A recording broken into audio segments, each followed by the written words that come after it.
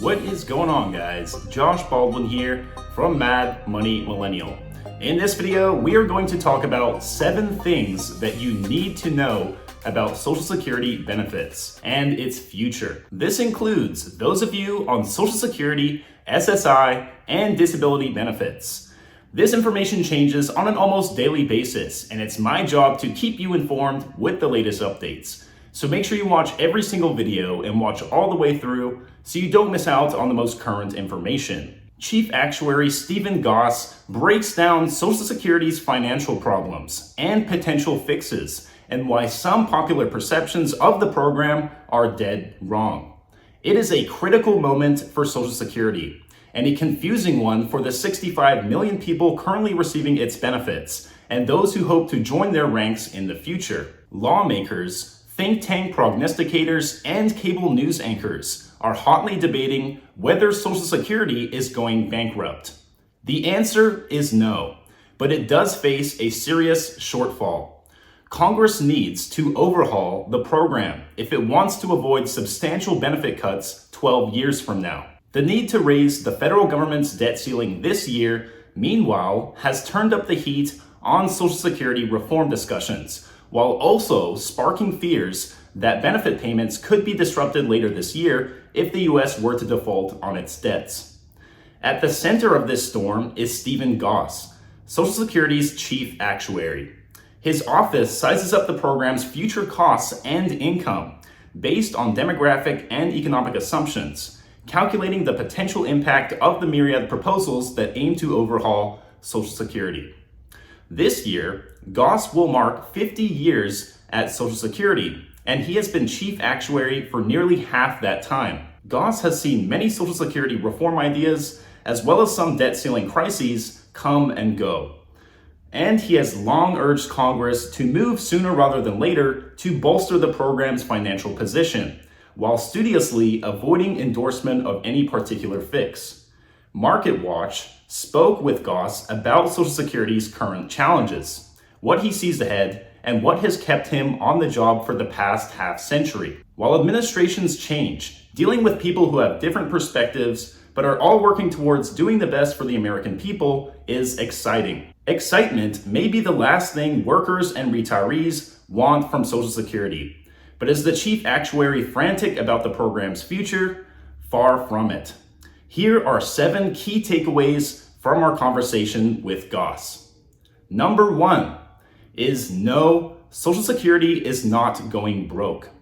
Social Security's combined retirement and disability trust fund reserves are projected to run dry in 2035, according to the latest annual report from the program's trustees. The retirement and disability trust funds are legally separate entities, but a hypothetical combined trust fund is used to assess the program's overall health.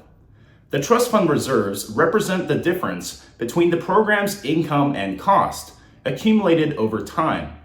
Payroll tax revenues go into the trust funds, and benefits and administrative expenses are paid from the trust funds as well. That 2035 depletion date doesn't mean people retiring in 12 years or more are doomed. Many people have the impression that if the trust fund reserves were to become depleted, that would mean we'd reach a point where Social Security will run out of money.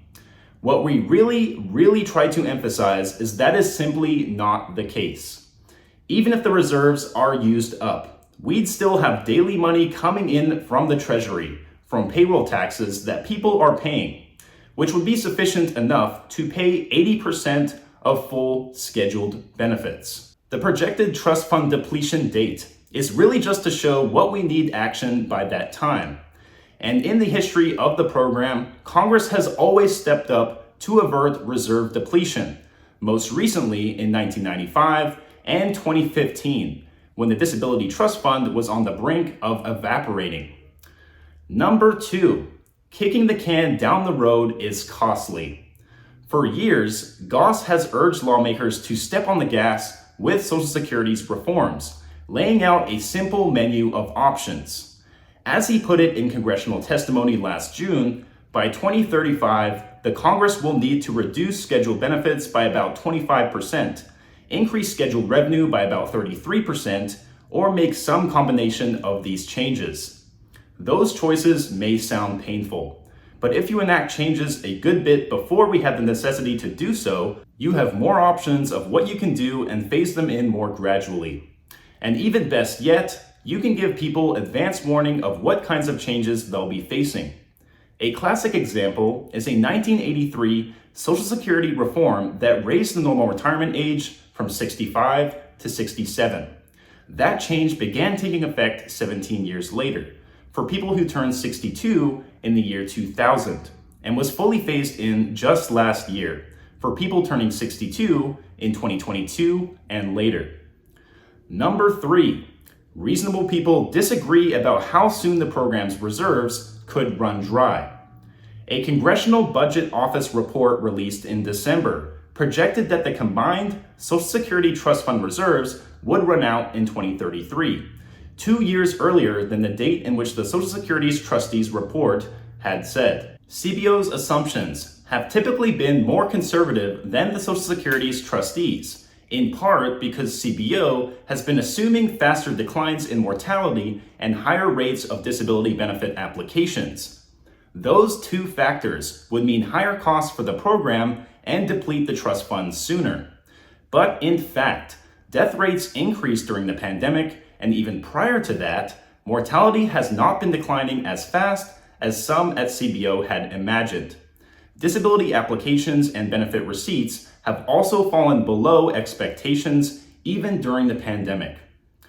Number 4, recent economic trends suggest that this year's Social Security projections could look even worse than last year's. Assumptions for the last trustees report, which appeared in June 2022, were developed in January and February of last year. Since then, clearly there has been greater expectation of the possibility of an economic slowdown as we're moving into 2023. If that comes to pass, that probably will be a slight negative for trust fund projections, but we have a long way to go before we have anything clear on that. Number 5, raising the normal retirement age isn't a cure-all for Social Security. In 2040, the ratio of people over age 65 to people age 20 to 64 is expected to be roughly double the ratio in 2008. The growing disconnect between the number of people collecting Social Security benefits and the number paying into the system affects the ability of payroll taxes to cover the costs of the program. Some lawmakers have suggested addressing the trend by raising the normal retirement age. If the changing age distribution was largely a result of people over 65 or 70 living longer, raising the retirement age in sync with that longer longevity could fix most of the problems, but that's not the case.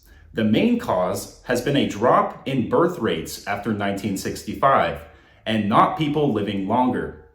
A proposal to raise the retirement age by 1 month every 2 years up to age 69 illustrates the underwhelming impact of raising the retirement age to be consistent with longer life expectancy.